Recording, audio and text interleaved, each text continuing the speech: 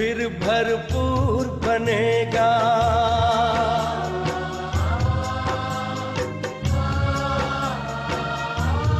ओ भारत फिर भरपूर बनेगा, कोई नहीं कमी होगी। हीरों से आकाश भरा, मोती से भरी जमीन होगी। भारत फिर भरपूर बनेगा।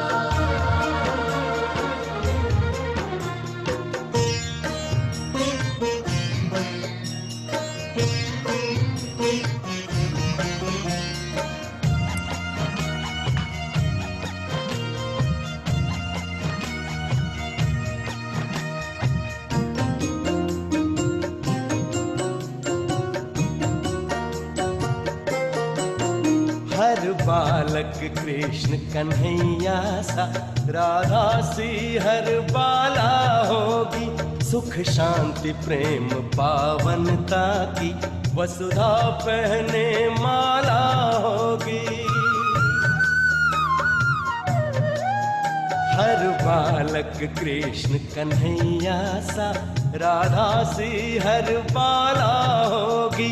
सुख शांति प्रेम पावनता की, वसुधा पहने माला होगी। नर होंगे श्री नारायण और नारी श्री लक्ष्मी होगी। नर होंगे श्री नारायण और नारी श्री लक्ष्मी होगी। हीरों से आकाश भरा, मोती से भरी जमीन होगी।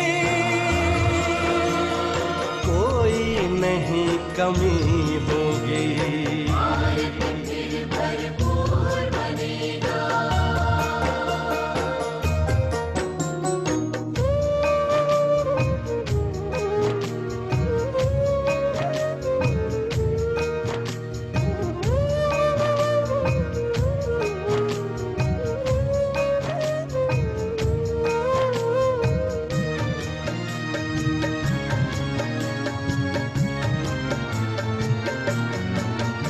अब देर नहीं, भारत का सितारा विश्व भाल पर चमकेगा। नारी शक्ति पूजित होगी, सौभाग्य का सूरज दमकेगा। अब देर नहीं, भारत का सितारा विश्व भाल पर चमकेगा। नारी शक्ति पूजित होगी, सौभाग्य का सूरज दमकेगा। सत धर्म के चारों पांवों पर सतयुग की सृष्टि थमी होगी। सत धर्म के चारों पांवों पर सतयुग की सृष्टि थमी होगी। हीरों से आकाश भरा, मोती से भरी जमीन होगी। कोई नहीं कमी होगी। भारत फिर भरपूर बनेगा।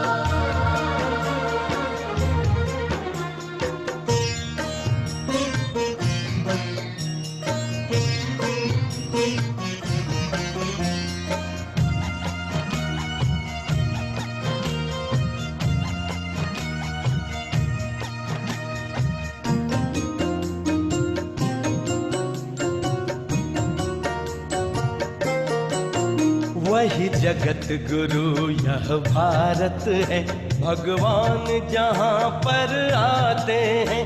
गीता गंगा गौ गायत्री का फिर से मान बढ़ाते हैं। वही जगत गुरु यह भारत है, भगवान जहाँ पर आते हैं। गीता गंगा गौ गायत्री का फिर से मान बढ़ाते हैं। है धन धन्य धन्य अपनी माटी जो फिर से देव भूमि होगी है। धन्य धन्य अपनी माटी जो फिर से देव भूमि होगी। हीरों से आकाश भरा, मोती से भरी जमीन होगी। कोई नहीं कमी होगी, भारत फिर भरपूर बनेगा। कोई नहीं कमी होगी। हीरों से आकाश भरा, मोती से भरी जमीन होगी। भारत फिर भरपूर बनेगा। भारत फिर भरपूर बनेगा। ओ भारत फिर भरपूर बनेगा। भारत फिर भरपूर बनेगा। भारत फिर भरपूर बनेगा।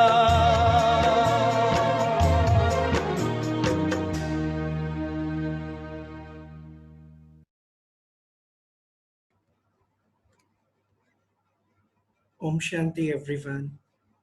Thank you for joining us for today's session. आज के सेशन में हमारे साथ जुड़ने के लिए बहुत बहुत थैंक यू। तो इंटरनेशनल डे ऑफ योगा के इस ओकेजन पर हम राज योगा मेडिटेशन की जर्नी में एक और स्टेप आगे बढ़ाते हैं। और आज की हमारी जर्नी में हमारी जो फैकल्टी होंगी वो है sister Bhavya. Sister Bhavya is a mental health professional, TEDx speaker, trainer, and an internationally trained psychotherapist from California and Netherlands. Having worked with various organizations ranging from United Nations to AIMS, she holds a rich experience in field and clinical work. Currently working as a training and development coordinator at AFS Intercultural Programs India, she is working towards building and implementing programs for volunteers, teachers, students, and schools to develop global competence to build a just and peaceful world. She is also managing NSLIY program run by US Department of State's Educational and Cultural Affairs in India and works as a participant support for students in India and abroad coming from 10 plus countries.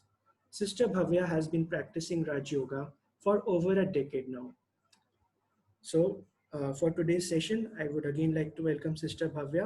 Sister Bhavya, over to you. Thank you so much, Hardik, for this very lovely introduction. Om Shanti, everyone. Thank you for joining us today. आज हमें join करने के लिए बहुत बहुत thank you.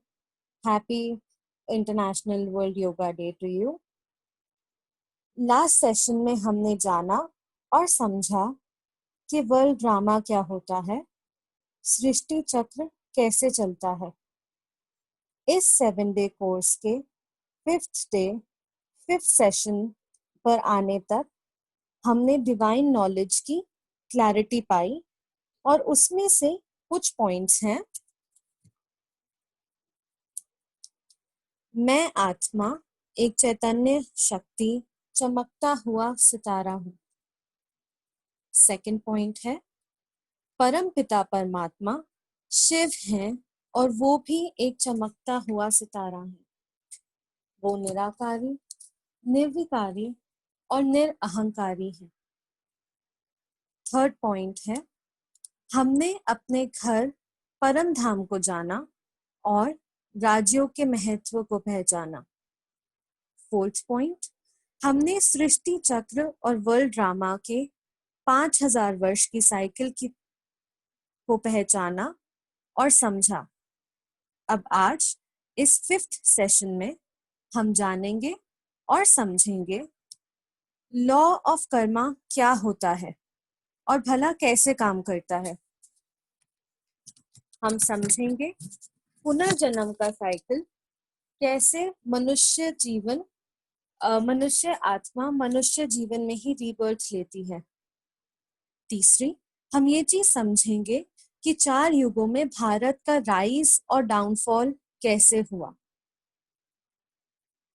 आज आसपास इतना दुख और अशांति देखकर हमारे मन में हमारे कर्मों को लेकर काफी सवाल हमें उलझा जाते हैं। गीता में ईश्वर कहते हैं कि हमें कर्मों का यह गहरा राज और नॉलेज वो स्वयं ही आकर समझाएंगे। इस दुनिया में दो चीजों की कंसिस्टेंट स्पीड और एग्जिस्टेंस मानी जाती है, यानी इन दो चीजों को कंसिस्टेंट यानी हमेशा रहने वाला माना जाता है। पहली चीज है समय, जिसको सृष्टि चक्र के थ्रू हमने जाना। दूसरे हैं कर्म। इन दोनों की कंसिस्टेंसी के रिलेशन में के संबंध में हमारा लाइफ और पास्ट लाइफ से डीप कनेक्शन है। साइंस हमें ये बताती है कि world law of action and reaction में बंधा हुआ है। Every action has an equal and opposite reaction. Screen पर देखें तो जो एक बॉल अगर मूव करती है, जिस स्पीड, जिस फोर्स, जिस प्रेशर, जिस एनर्जी को वो दूसरी बॉल को हिट करेगी, वो वाली एनर्जी सारी बॉल्स में रेजोनेट होती हुई आखिरी बॉल को भी उसी तरीके से हिलाएंगी और वो रेजोनेट होगी। So each action has an equal and opposite reaction. हम इस थ्योरी को कर्मों की थ्योरी समझने में अप्लाई कर सकते हैं। कर्मों की थ्योरी के प्रिंसिपल्स कहते हैं, जो करेगा सो पाएगा, जैसा करेगा वैसा पाएगा, जितना करेगा उतना पाएगा। कर्मों की थ्योरी को हम रिपल इफेक्ट की तरह भी जान और समझ सकते हैं। जिस तरीके से पानी में फेंका हुआ एक पत्थर रिपल्स यानी तरंगे क्रिएट करता है और वो तरंगे जरूर ही किनारा टच करके वापस आती हैं, चाहे हम उसे देखने के लिए वहां पर उस समय खड़े हों या ना खड़े हों। और ये भी सच है कि हर रिपल मूवमेंट यानी हर तरंग का असर बाहरी समुद्र पर भी पड़ता है। उसी तरह हमारे कर्मों की एनर्जी वापस जरूर आती है, चाहे हम उसे देखने के लिए सामने इस शरीर या इस कॉस्ट्यूम में प्रेजेंट हो या नहीं। काफी बार कर्मों की ये थ्योरी हमें डरा देती है, इसलिए क्योंकि हमने काफी बार ये सुना है कि बहुत मेहनत करके बुरे कर्मों की पनिशमेंट सहकर हमारे को 84 लाख योनियां, दैट मीन्स 84 लाख बर्थ्स के बाद आज ये मनुष्य जीवन मिला है, आज ये ह्यूमन लाइफ फॉर्म मिला है। ईश्वरीय ज्ञान देते हुए परमात्मा हमें यह समझाते हैं कि मनुष्य आत्मा मनुष्य रूप में ही जन्म लेती है।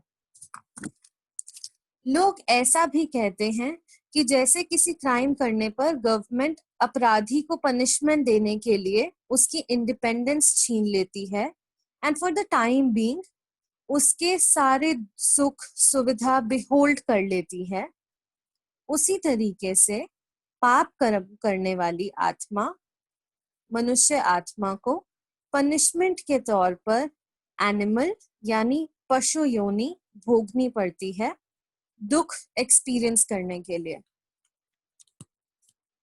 अब ईश्वर आकर हमें ये समझाते हैं कि हमें अपने कर्मों का फल मनुष्य योनि यानी ह्यूमन लाइफ में ही भोगना पड़ता है।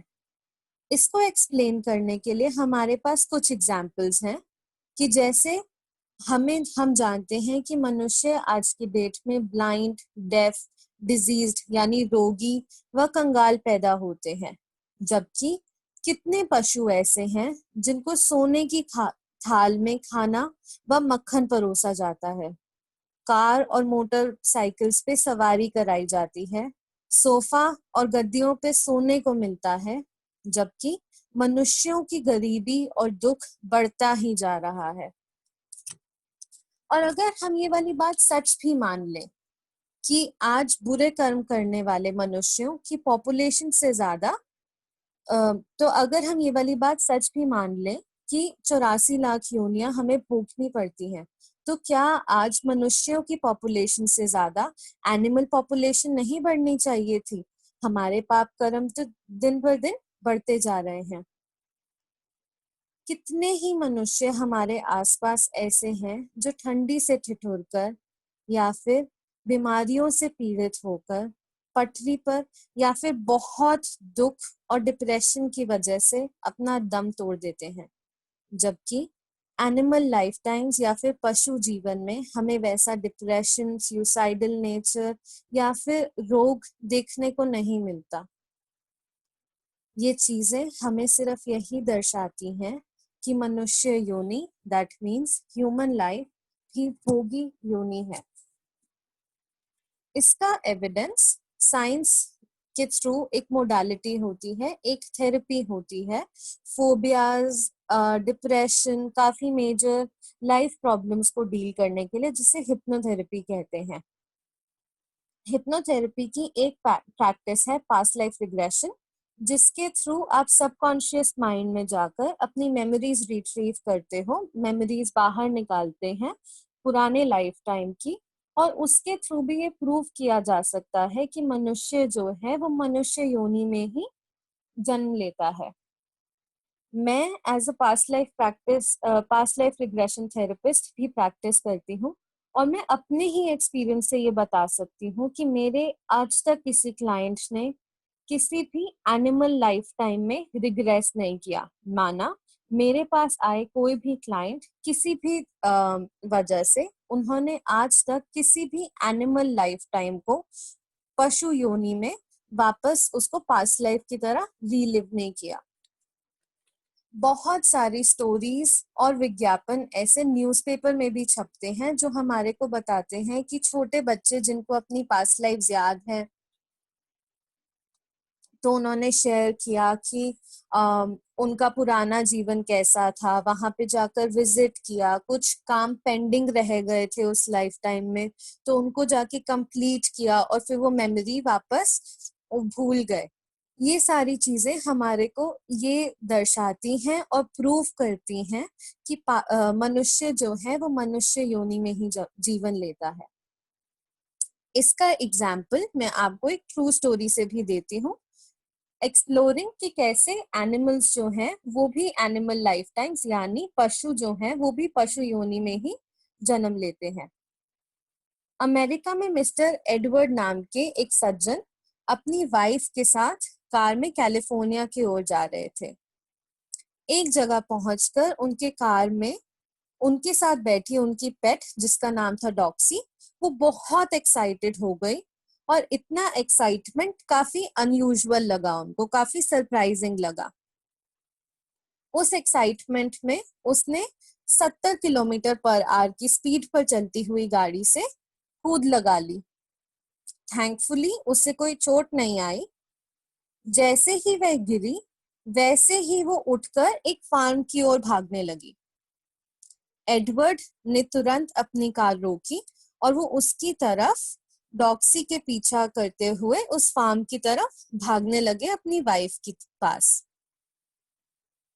वहां पहुंचकर उन्होंने देखा कि डॉक्सी जो थी वो फार्म एंटर करने के लिए एक बहुत ही ज्यादा कांटेदार फेंस टाप गई, which was very unusual because वो छोटी थी और उसने आज से पहले कोई फेंस नहीं टापा था। और जैसे ही उसने फेंस टापा वो फार्म की ओर भागने लगी, और फार्म में एक छोटी झोपड़ी थी जिसकी तरफ वो भागकर चली गई। उस छोटी झोपड़ी से एक ओल्ड लैंडलेडी बाहर निकली, और जैसे ही उन लैंडलेडी को डॉक्सी ने देखा, डॉक्सी बहुत एक्साइटेड हो गई और उसने उनको बहुत एक्साइटेड होकर बहुत सारा प्यार किया और उनके पैर चूमे। जिनके पास डॉग्स हैं या पेट्स हैं वो ये जानेंगे कि डॉग्स का ये वाला बिहेवियर पर्टिकुलरली सिर्फ तभी नोटिस किया जाता है जब डॉग्स अपने बहुत लॉन्ग लॉस्ट ओनर से मिलते हैं। पैर चाटना डॉग सिर्फ अपने ओनर्स के ही पैर लिक करते हैं। So you know all this behaviour just showed कि वो किसी बहुत लॉन्ग लॉस्ट पर्सन से काफी टाइम बाद मिली है, और वो उसी तरह बिहेव करने लगी। कुछ देर के बाद जब वो उनसे मिल ली, उनको प्यार कर लिया, डॉक्सी उस फार्म की झोपड़ी में घुसी और वहां पर एक डॉक यानी मचान था जिसकी तरफ एक सीढ़ी जाती थी। उसने एकदम से छट से उस सीढ़ी पे चढ़ना शुरू कर दिया। ये देखकर एडवर्ड बहुत सरप्राइज हो गया, क्योंकि डॉग्स के लिए बिना ट्रेनिंग करे ऐसी सीढ़ी पर चढ़ना बहुत मुश्किल होता है। वहां चढ़कर डॉक्सी कुछ बहुत ज्यादा रेस्टलेस होकर ढूंढने लगी। ये देखकर एडवर्ड बहुत ही ज्यादा कंफ्यूज्ड और सरप्राइज्ड हो गए, क्योंकि उनको समझ में नहीं आया कि ये डॉक्सी का बिहेवियर हो क्या रहा है एग्जैक्टली। कुछ समय बाद जब सब बैठ गए तो ओल्ड लेडी ने मिस्टर वंडरबर्ड यानी उनके हस्बैंड की स्टोरी सुनाई एडवर्ड और उनकी वाइफ को। उन्होंने ये बताया कि 6 साल पहले उनके पास क्वीनी नाम की एक डॉग थी। उस डॉग ने, क्वीनी ने, ठंड के मौसम में दिसंबर 1948 में उस मचान पर पिल्लों को जन्म दिया था। इसलिए जो उन ओल्ड लेडी मिसेस वंडरबर्ड के बड़े सन थे, एल्डर सन थे, उन्होंने क्वीनी को उस सीढ़ी पर चढ़ना सिखाया और ट्रेन किया। उसके बाद जो उनके बड़े बेटे थे रॉबर्ट, क्वीनी के ओनर, उन्होंने उनको कॉलेज जाना पड़ा और वो चले गए। क्वीनी को सीढ़ी चढ़ना तब तक आ चुका था और वो अपने बच्चों से मचान के ऊपर मिलने आना जाना लगाए रखती थी। एक दिन मिसेस विंडरबर्ड जो एक ओल्ड लेडी हैं, उनको ये वाली बात सुनने में आई कि उनके हस्बैंड का एक्सीडेंट हो गया है और उनको घर एकदम जल्दी में बंद कर जाना पड़ा। उस केस में उन्होंने ये ध्यान नहीं दिया कि जब वो घर बंद करके गई उस समय पे क्वीनी किचन में अपना खाना खा रही थी, और जब वो लौटी तो 3 दिन लग गए उनको लौटने में।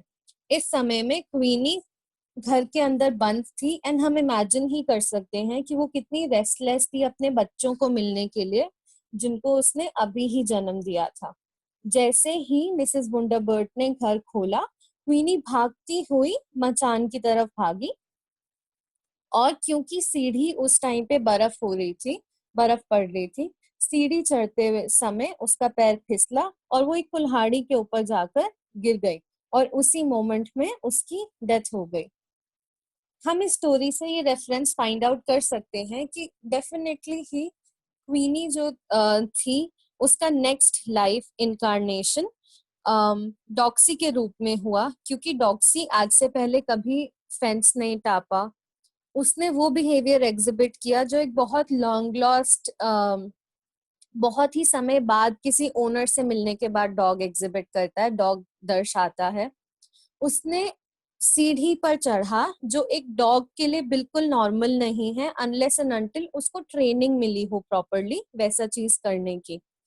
चौथी चीज, उसकी रेस्टलेसनेस, उसकी आज की डेट में भी वो जो उत्तेजना थी टू फाइंड उसके बच्चे, ये सारी चीजें हमें एग्जिबिट करती हैं दैट ये काफी पॉसिबल है कि क्वीनी जो थी उसका नेक्स्ट लाइफ टाइम डॉक्सी के रूप में हुआ।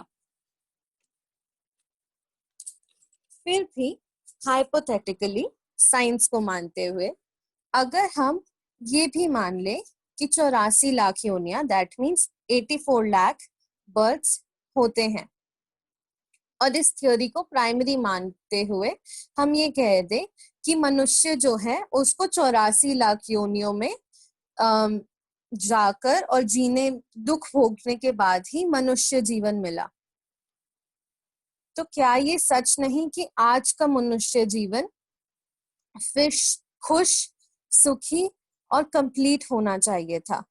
जब हमने दुख भोग लिया इतनी योनियों में तो आज का जीवन खुश, सुखी और कंप्लीट होना चाहिए था। पर क्या आज ऐसा है? आसपास देखें तो दुख ही दुख ऑब्जर्व करने मिलता है। परमात्मा आकर हमें ये समझाते हैं कि मनुष्य का उद्धार योनियों से नहीं, उसकी एनलाइटनमेंट सिर्फ और सिर्फ स्पिरिचुअल नॉलेज से ही हो सकती है। बचपन से ही हम ये भी सुनते आ रहे हैं कि जैसा बीज वैसा वृक्ष, या फिर जैसा बीज बोओगे वैसा ही फल पाओगे। इंग्लिश में कहें तो as you sow so will you reap. Similarly मनुष्य और पशु आत्मा को अगर एक सीड की तरह देखा जाए तो जिस तरह दो पेड़ों को सेम पानी, सेम खाद, सेम केयर के बाद भी देने के बाद भी फ्रूट वही निकलता है जिसमें उसका सीड होता है, जिसका सीड हमने बोया होता है। उसी तरीके से 5 एलिमेंट्स की बनी ये बॉडी, चाहे ह्यूमन हो या फिर एनिमल हो, चाहे वो मनुष्य बॉडी हो या फिर पशु बॉडी हो, उनको डिफरेंशिएट सिर्फ उनका सीड यानी सोल करती है। तो अब जब हम सोल को और गहराई से समझ गए हैं, आइए मैं आपको ले चलती हूँ हमारी सोल की एक जर्नी पर अक्रॉस टाइम एंड स्पेस। एक गहरी सांस लेंगे, खुद की सीट बेल्ट बांधेंगे मन में और रेडी हो जाएंगे एक बहुत अद्भुत जर्नी पर जाने के लिए। A journey through time.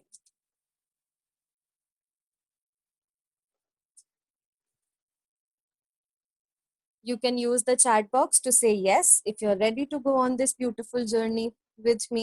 Chat box use करके feel free to write yes अगर आप इस जर्नी पर जाने के लिए रेडी हैं।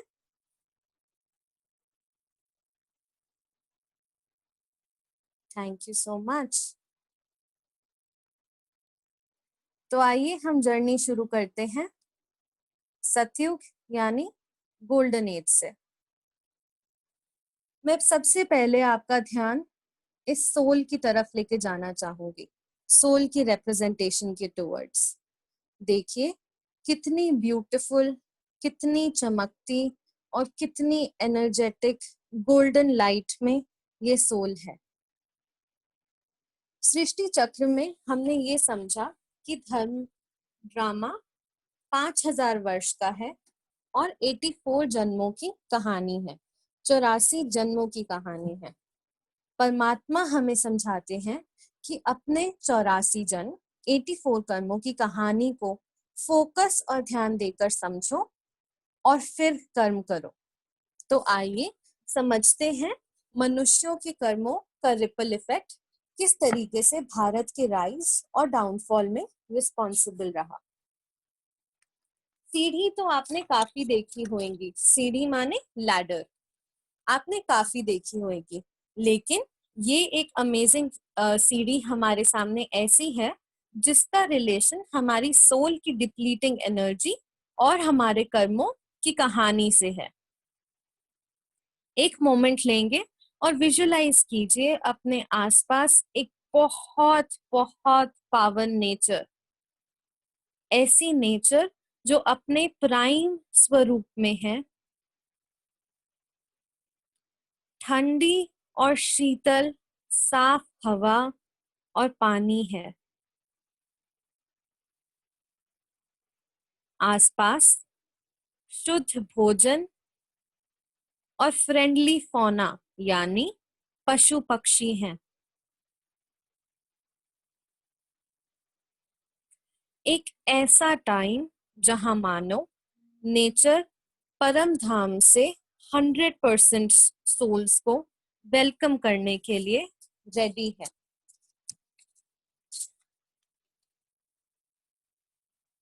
यहाँ सतो प्रधान दैवी आत्माएं पावन देवी मर्यादों वाला जीवन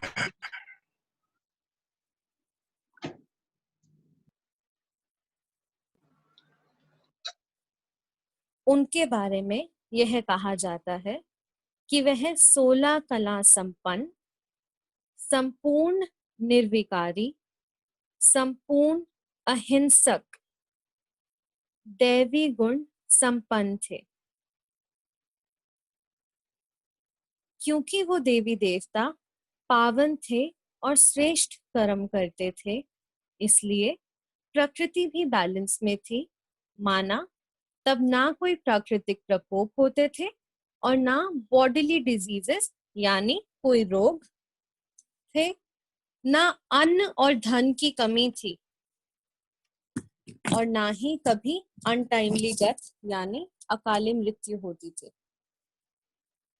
इसलिए ही देवताओं को अमर कहते हैं कभी कभी। और ऐसा नहीं है कि वो मरते नहीं थे, परंतु मृत्यु का डर नहीं था उनको।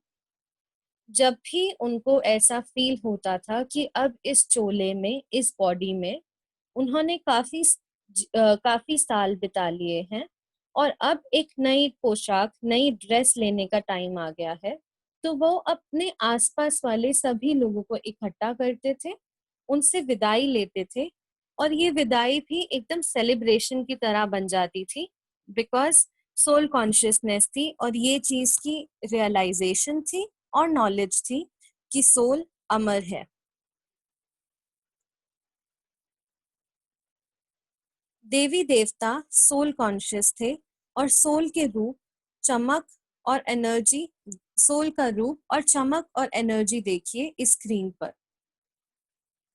इसी प्योरिटी, निर्विकारी होने के कारण उनकी आयु 150 वर्ष यानी 150 इयर्स थी, 1250 साल के सतयुग में, जिसमें उन्होंने टोटल 8 जन्म लिए थे।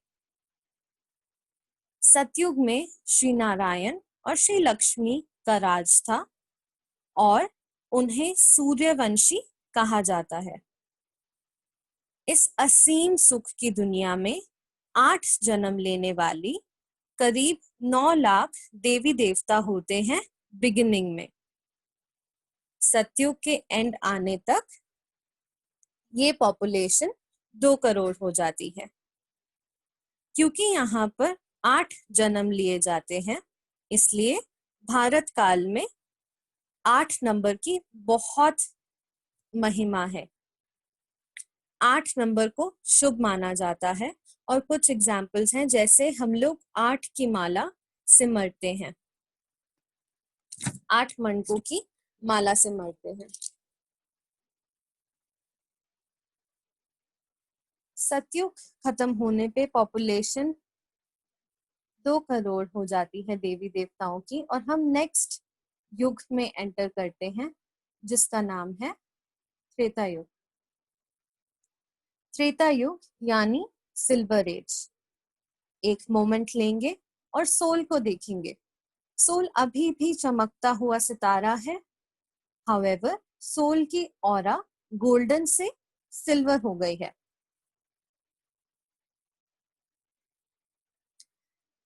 सतयुग जिसे सूर्यवंशी कहते हैं, त्रेता युग चंद्रवंशी कहलाता है। त्रेता युग में श्री राम और सीता का राज्य है, और क्योंकि ये 9वां जन्म होता है 8 जन्म सतयुग के और 9th बर्थ त्रेता युग का, इसलिए हमारे भारत काल में राम के जयंती को राम नवमी के नाम से मनाया जाता है। सतयुग के देवी देवता 8 कदम नीचे उतरते हैं तो उनकी 2 कला कम हो जाती है, और वो सतयुग में 16 कला संपन्न थे और त्रेता युग में अब वो 14 कलाधारी बन जाते हैं। फिर भी उन्हें देवी गुण संपन्न, मर्यादा पुरुषोत्तम, अहिंसा परमो धर्म वाले ही माना जाता है। इस युग में आयु 150 इयर्स से कम होकर 125 इयर्स हो जाती है। 150 साल से कम होकर 125 इयर्स हो जाती है। 1250 वर्ष में त्रेता युग के जन्मों का काउंट 12 हो जाता है। क्योंकि सतयुग और त्रेता युग में सोल कॉम्पिटेंसीज और होलसमनेस यानी संपन्नता एक्सपीरियंस करती है सोल, इसलिए कर्म अकर्म यानी नो चेंज और बैलेंस वाले माने जाते हैं। त्रेता युग के अंत पहुंचने तक पॉपुलेशन 33 करोड़ यानी 33 करोड़ हो जाती है। इसलिए भारत काल में गान है कि 33 करोड़ देवी देवता होते हैं। इन दोनों युग में 20 कदम नीचे आने तक, यानी 8 कदम सतयुग के, 12 कदम त्रेता युग के नीचे आने तक काल चक्र का आधा समय हो चुका है। 1250 वर्ष सतयुग के, 1250 वर्ष त्रेता युग के। ये 5,000 वर्ष में से 2,500 वर्ष पूरे हो चुके हैं, यानी आत्मा संपूर्ण पवित्रता, सुख, शांति, स्वास्थ्य, प्रकृति अनुभव करती है इन 2,500 सालों में।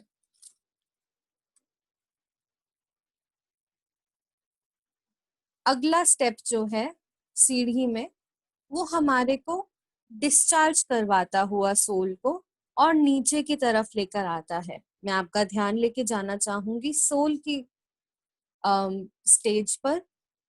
आते आते तक सोल की लाइट कितनी डिप्लीट हो गई है। आसपास सोल की ऑरा और एनर्जी देखिए, वो कॉपर रंग की हो गई है इस कॉपर एज तक आने में।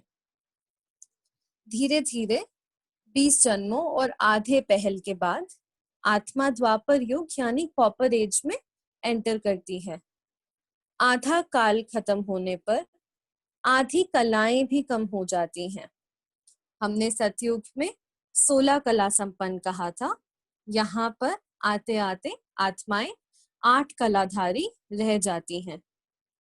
ये युग रजो प्रधान स्थिति दर्शाता है, जहां अब बॉडी कॉन्शियसनेस सरफेस करने लगती है। खुद और परमात्मा की खोज में आत्मा अपने दैवी रूप को ही पूजने लगती है और भक्ति मार्ग की स्थापना होती है। यहाँ पर प्लीज नोट कीजिएगा कि सतयुग युग में भी आत्मा को परमात्मा का परिचय नहीं था, पर क्योंकि आत्मा परिचय था यानी सोल कॉन्शियसनेस थी, डिप्लीशन इतनी रैपिड स्पीड से नहीं हुआ था। द्वापर युग में ज्योति को याद करते हुए मनुष्य आत्मा जो है वो शिवलिंग या फिर ज्योतिर्लिंग के रूप में परमात्मा को पूजना शुरू करती है।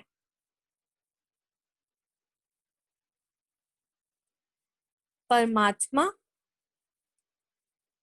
स्वयं की पहचान, परमात्मा और स्वयं की पहचान क्योंकि नहीं होती है इस टाइम में, तो डिप्लीटिंग सोल एनर्जी के बीच उनको माया और विकारों से इंट्रोडक्शन मिलता है द्वापर युग में। विकार जैसे काम, क्रोध, लोभ, मोह, अहंकार। वाइसेस जैसे lust, greed, anger, attachment, ego, hatred और जेलेसी, इन सब से इंट्रोडक्शन मिलता है। इन विकारों के वश उनके कर्म विकर्म बन जाते हैं और डाउनफॉल आता जाता है।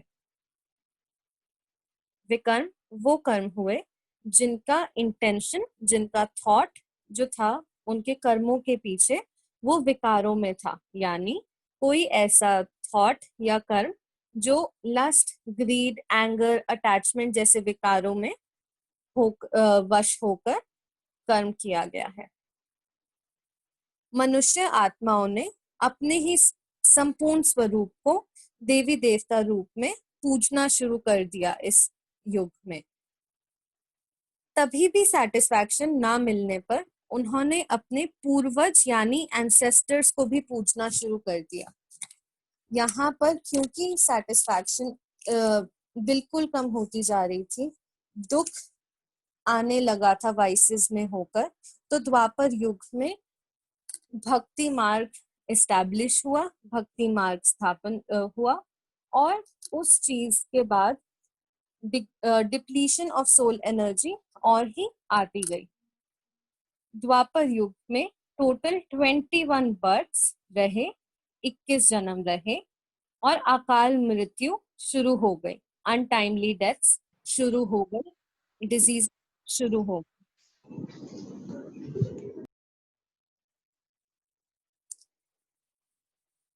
द्वापर युग का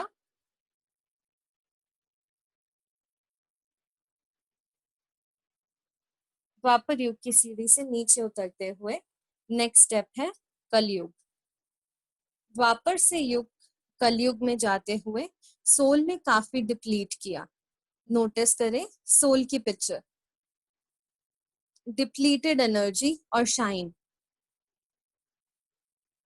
कलयुग में मनुष्य आत्मा तमो प्रधान हो गई और हमारे पास सिर्फ 0 कलाएं बची। हम संपूर्ण निर्विकारी सतयुग से संपूर्ण विकारी हो गए। अहिंसा परम धर्म फॉलो करने वाले हिंसा परम धर्म फॉलो करने लगे। आत्मा में शक्ति न होने के कारण रोग बढ़ गए, डिजीजेस बढ़ गई, अकाले मृत्यु अनटाइमली डेथ्स कॉमन हो गए। एक तरफ साइंस ने बहुत प्रोग्रेस किया, बट दूसरी तरफ जैसे जैसे साइंस प्रोग्रेस करता गया वैसे वैसे बीमारियां बढ़ती गई और हेट्रेड बढ़ता गया, डिस्क्रिमिनेशन बढ़ता गया, भेदभाव बढ़ता गया और प्रकृति ने भी इतने पाप रहते प्रकोप करना शुरू कर दिया। हिंसा और पाप कर्म के बढ़ते इंसान ने इंसानों को पूजना शुरू कर दिया। Terrorism, depression, diseases, climate change, global warming, crimes, ये सिर्फ टिप ऑफ द आइसबर्ग हैं अगर हम कलयुग को एक्सप्लेन करने चले। कलयुग में अनटाइमली डेथ्स यानी अकाले मृत्यु और डिप्लीटेड सोल एनर्जी में 1250 वर्ष में 42 बर्थ्स होते हैं। इस सीढ़ी उतरते उतरते अब 84 जन्मों में से 83 जन्म हो चुके हैं। 8 जन्म सतयुग के, 12 जन्म त्रेता युग के, 21 जन्म द्वापर युग के और 42 जन्म कलयुग के। अब इस काल चक्र का 84th यानी आखिरी जन्म, जिसको काल चक्र में संगम युग माना जाता है, वहां जहां रात और दिन का संगम होता है। आत्मा को परमात्मा से परिचय मिलता है। इस संगम युग को पुरुषोत्तम कल्याणकारी संगम युग भी कहा जाता है। यह संगम युग 2 युगों कलयुग और सतयुग का मिलन का समय है। हमारे द्वापर युग तक 21 जन्म और कलयुग के 42 जन्म को मिलाकर 63 जन्म बनते हैं। द्वापर युग में हमने 21 जन्म काउंट किए थे और कलयुग के 42 जन्म, इनको काउंट करके 63 जन्म बनते हैं। और शास्त्रों में इन्हीं 63 बर्थ्स का मेंशन है कि 63 जन्मों की भक्ति से ईश्वर को हम पुकारते आ रहे थे। 63 बर्थ्स हमने परमात्मा को खोजा और अब इस संगम युग में परमात्मा स्वयं आकर आत्मा और परमात्मा का हमें परिचय देते हैं। जिस तरह हर 3 साल में आने वाले पुरुषोत्तम मास यानी लीप मंथ में हम बहुत दान और पुण्य करते हैं, उसी तरह इस युग में भी आत्मा परमात्मा से सत्य ज्ञान लेकर ज्ञान दान और मनसा वाचा कर्मणा सेवा करती है। पूरे 84 जन्मों यानी 84 लाइफ टाइम्स में केवल सिर्फ एक मनुष्य जन्म है संगम युग का, जिसमें हमें परमात्मा का सत्य परिचय मिलता है। ज्ञान गंगा द्वारा आदि, मध्य और अंत का ज्ञान मिलता है। इस जन्म में ईश्वरीय ज्ञान प्राप्त करके ब्राह्मण वर्षा प्राप्त होता है। वर्षा माने तो इनहेरिटेंस, क्योंकि संगम युग में परम पिता परमात्मा हमें पिता स्वरूप स्वीकार करते हैं। संगम युग में हर वो क्वालिटी जो परमात्मा की है वो हमें एज आर राइट और इनहेरिटेंस मिलती है। संगम युग में परमात्मा ब्रह्मा द्वारा सतयुग की स्थापना करवाते हैं। सतयुग वो टाइम है जहां पर ट्रांसफॉर्मेशन होती है। अपने कर्मों को संगम युग में श्रेष्ठ बनाने पर हमारे को 21 जन्मों का सुख मिलता है। 21 जन्म कैसे? एक जन्म संगम युग का, 8 जन्म सतयुग के और 12 जन्म त्रेता युग के। सतयुग 100 इयर्स की ड्यूरेशन का है और कॉन्फ्लुएंस या फिर डायमंड एज से भी जाना जाता है। जैसे कि हमने देखा कि हमारे कर्मों और सोल की पावर से डिप्लीशन होता गया, भारत की दुर्गति होती गई। संगम युग वो समय है जहां हमारे ही श्रेष्ठ कर्मों से एक नए सतयुग की फिर से स्थापना होगी। इस सीढ़ी को पूरा देखें तो सबसे पहले यहाँ पर सतयुग, नीचे आता हुआ त्रेता युग और डिप्लीशन होती गई द्वापर युग, और नीचे आता हुआ आज की डेट हम आसपास देख ही सकते हैं कि कितना दुख है कलयुग में। सो मेरा सवाल आपसे है, कौन है ये आत्माएं जिन्होंने ये डिफरेंट पार्ट्स बजाए, पूज्य और पुजारी दोनों के? कहाँ हैं ये सोल्स अब? मैं ये सवाल आपसे पूछना चाहूंगी और प्लीज कुछ एक दो आंसर्स मुझे चैट में भेजिए। कौन है ये सोल्स और आज कहाँ है ये सोल्स?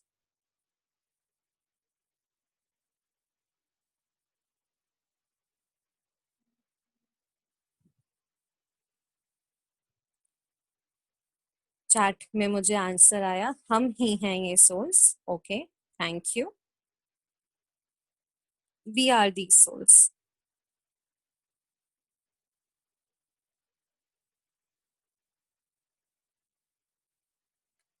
मेरे पास एक क्वेश्चन भी आया, क्या ये हम ही हैं?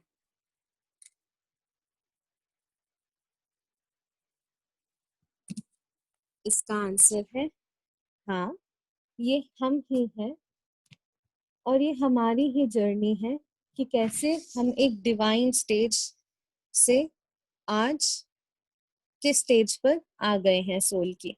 बट नेवरदलेस हमारे लिए हमेशा ये गुड न्यूज है कि हमारे को आज परमात्मा ये डिवाइन वर्ल्ड तुम्हारा बनाने के लिए प्रिपेयर कर रहे हैं और इस ट्रांसफॉर्मेशन के लिए हमारे को गीता ज्ञान दे रहे हैं और हमारे को रेडी कर रहे हैं। तो 1 मिनट लेंगे और रेडी करेंगे खुद को मेडिटेशन के लिए।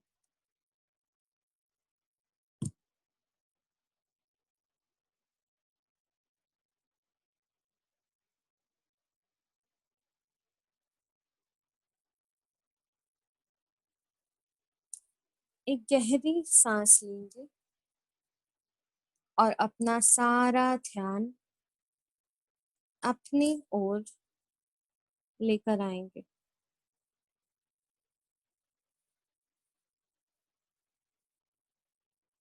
अपना ध्यान अपनी ओर लाते हुए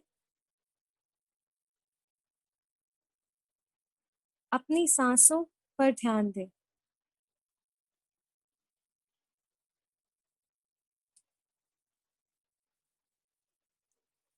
सांस अंदर जा रही है और कैसे सांस बाहर जा रही है।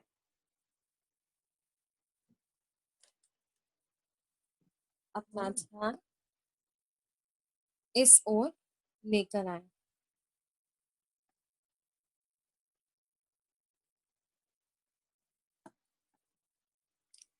अपना ध्यान इस ओर लाते हुए इमेजिन और विजुअलाइज करें खुद को एक पॉइंट ऑफ लाइट की तरह, एक चमकता हुआ सितारा जो त्रिकुटी में चमक रहा है। त्रिकुटी यानी right between both your eyebrows there's a shining star जो वहां चमक रहा है।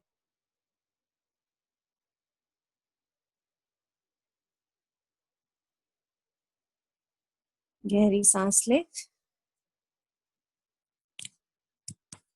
और महसूस करें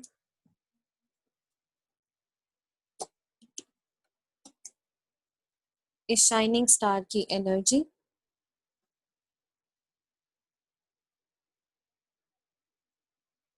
एक्सपैंड होते होते आपका सारा ध्यान और अवेयरनेस सिर्फ और सिर्फ इस शाइनिंग स्टार की एनर्जी पर है।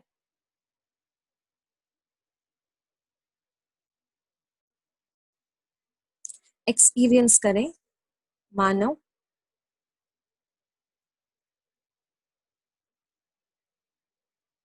ये बॉडी सिर्फ और सिर्फ लाइट की बनी है।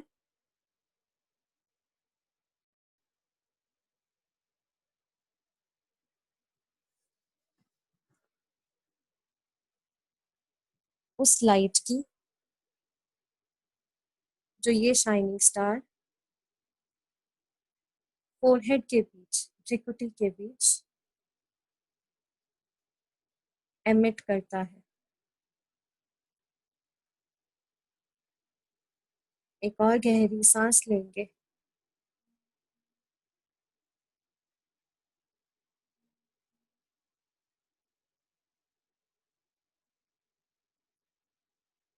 और महसूस करेंगे जैसे आपकी अवेयरनेस, चेतना इस शाइनिंग स्टार में, इस शाइनिंग स्टार के रूप में बॉडी से निकलती हुई ट्रैवल कर रही है परम धाम में।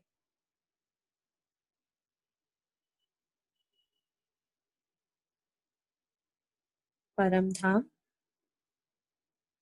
जो आपका और मेरा सच्चा घर है,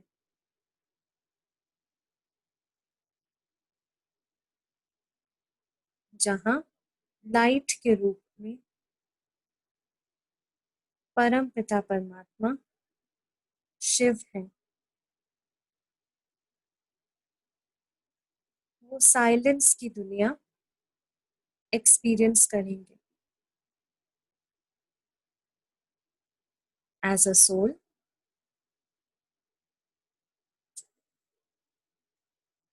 अपनी होम कमिंग यानी घर वापस जाना एक्सपीरियंस करेंगे।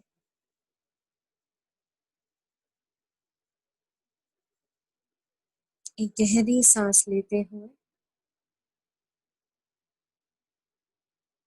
महसूस करें कि जैसे एक इंट्यूशन और नोइंग है कि अब टाइम आ गया है कि इस परम धाम से नीचे आना है। और नीचे कहाँ आएंगे? धरती की तरफ।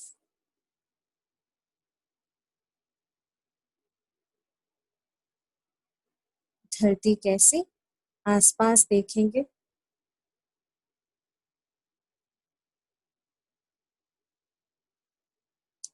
जहां नेचर अपने प्राइम स्वरूप में है, फुल पोटेंशियल एक्सप्रेस करती है। आसपास देखेंगे हरियाली ही हरियाली है और सब कुछ बहुत शांत और पावन है।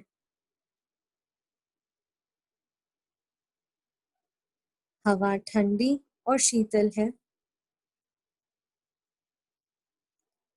पानी और भोजन दोनों ही प्योर हैं।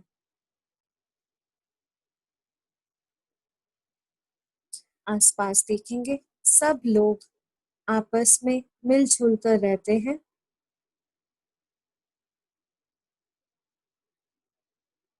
प्यार से रहते हैं। और क्योंकि इतना बैलेंस है,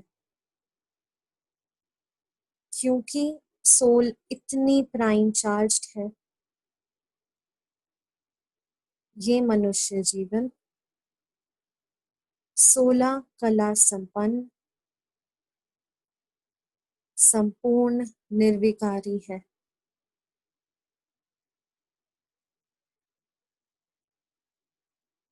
इस लाइफ का अहिंसा परमो धर्म होने पर यहाँ पर जो पशु पक्षी हैं वो भी प्यार से रहते हैं। एक ही घाट पर शेर और बकरी दोनों पानी पीने आते हैं।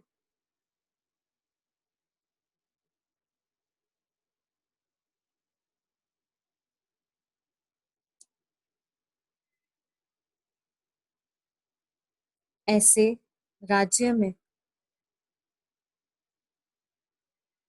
नारायण और लक्ष्मी के साथ 8 जन्म बिता लेने पर हम धीरे धीरे सीढ़ी नीचे उतर रहे हैं।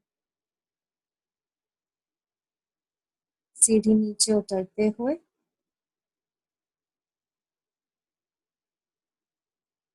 हम लोग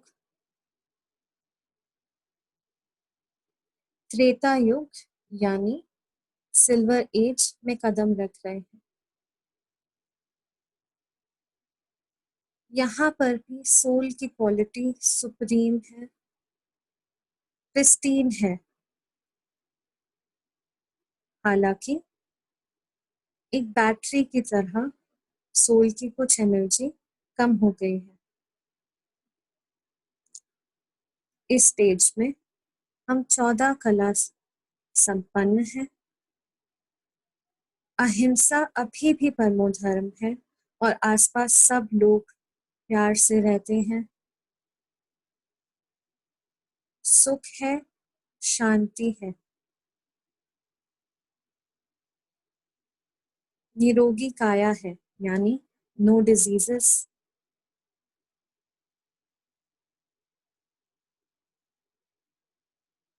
योग बल है।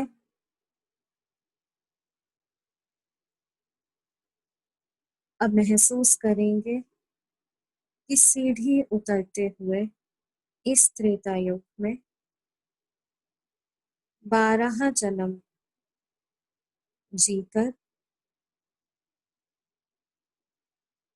हम 33 करोड़ देवी देवताएं अगले कदम स्टेप करते हैं।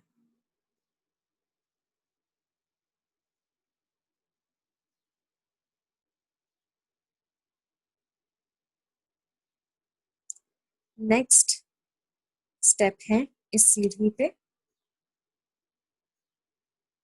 द्वापर युग, जहां पर हम भूल गए हैं परमात्मा कौन है, हम कौन है। और इस आत्मा और परमात्मा का परिचय ना होने पर हमने बाहरी पूजा करनी शुरू कर दी। पहले परमात्मा की स्मृति, परमात्मा की याद पे हमने ज्योतिर्लिंग और शिवलिंग को पूजा।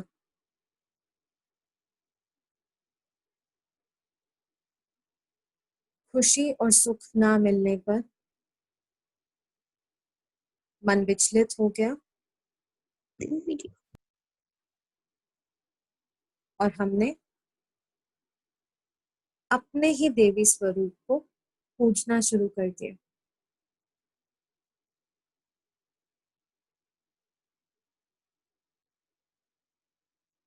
इस युग में स्वयं और परमात्मा का परिचय ना होने से हमारा इंट्रोडक्शन माया और विकारों से हुआ। एक्सपीरियंस करें कौन से वो वाइसेस हैं जिनसे हमारा इंट्रोडक्शन हो, जैसे एंगर, गुस्सा, ग्रीड, लोभ और कौन से ऐसे वाइसेस हैं जिनसे हमारा इस युग में परिचय हुआ। इस परिचय से हमारे कर्म विकारी बनने लगे और आत्मा ने दुख भोगना शुरू कर दिया। सोल की एनर्जी में डिप्लीशन आते हुए हम और भी रेस्टलेस हो गए भगवान की खोज में कि आखिर ईश्वर है तो है कहाँ। सीढ़ी नीचे उतरते हुए हम लोग कलयुग में कदम रखते हैं, जहां पर भगवान की परिचय ना होने की वजह से हम प्रकृति के 5 एलिमेंट्स को पूजना शुरू करते हैं।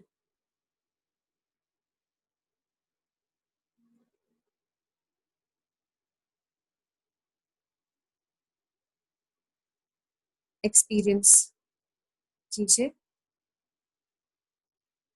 क्योंकि रेस्टलेसनेस थी, परमात्मा को ढूंढने की, but at the same time मायावश होकर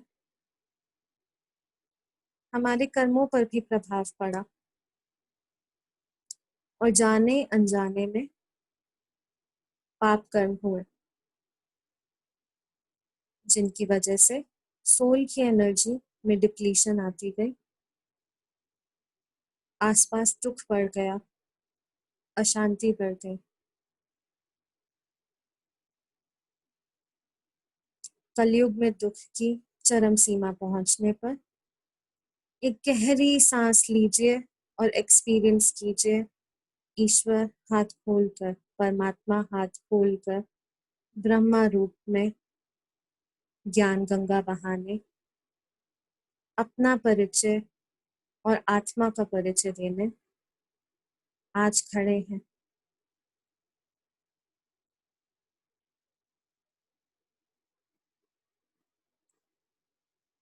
दुख और पीड़ा समझते हुए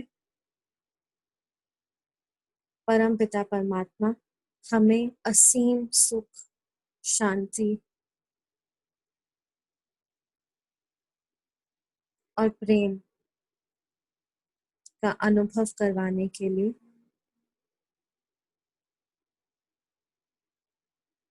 आज हमारे सामने है।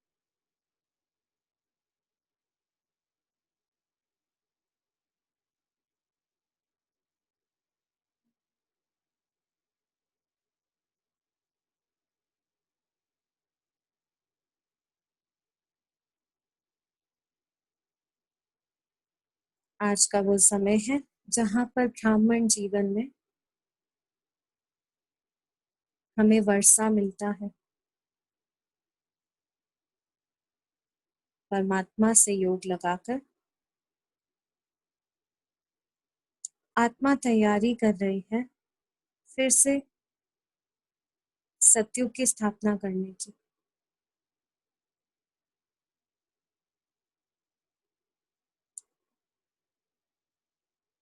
श्रेष्ठ कर्म बनाने की।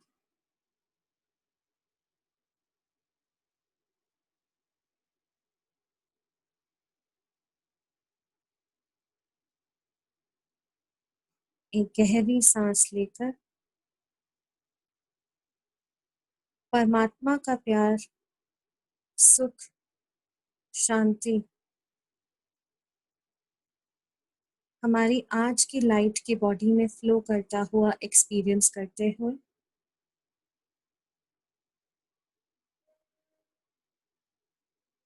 एक गहरी स्माइल देंगे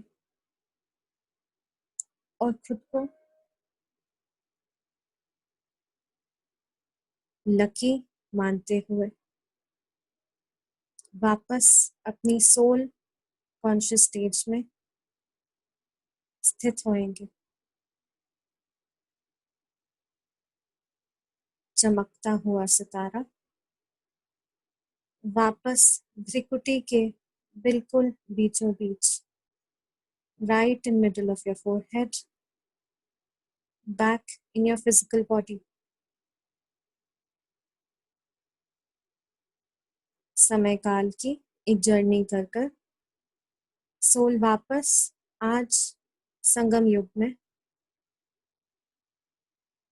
इस शरीर में वापस आ गई है। एक्सपीरियंस करें light and calm of your own soul and body.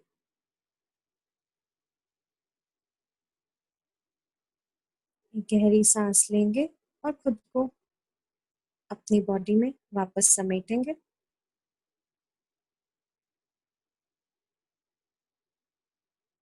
Ready to open your eyes.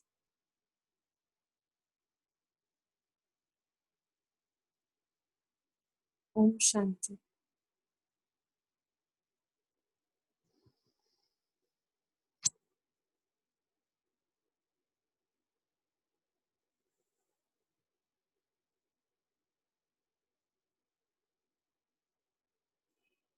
Thank you for joining me through a wonderful, wonderful journey.